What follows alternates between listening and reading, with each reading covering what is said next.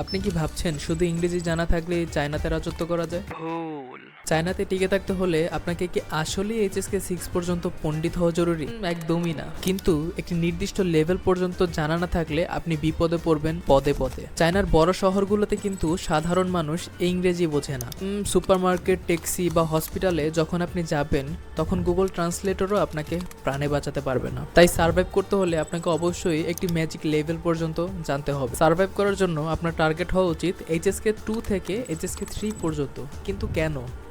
যদি আমরা কথা বলি এইচএসকে 1 লেভেল নিয়ে, সেক্ষেত্রে এই লেভেলে থাকলে আপনি শুধুমাত্র হাই হ্যালোই করতে পারবেন, বাদবাকি আপনার কোনো কাজই চলবে না। যদি এইচএসকে 2 পর্যন্ত জানা থাকে সেক্ষেত্রে আপনি খুব ইজিলি খাবার অর্ডার করতে পারবেন, দামাদামি করতে পারবেন, আর অনেক কিছুই।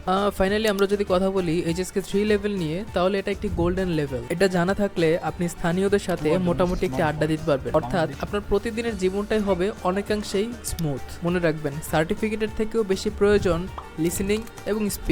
অন্তত 500 থেকে 600 প্রয়োজনীয় শব্দ বা সাধারণ গ্রামার জানা থাকলে আপনি খুব সহজেই চায়নাতে হেসে খেলে কাটিয়ে দিতে পারবেন। চায়না স্কলারশিপ ও লাইফস্টাইল সম্পর্কে আরো জানতে এখনই ফলো করুন স্টাডি ওয়ার্ল্ড।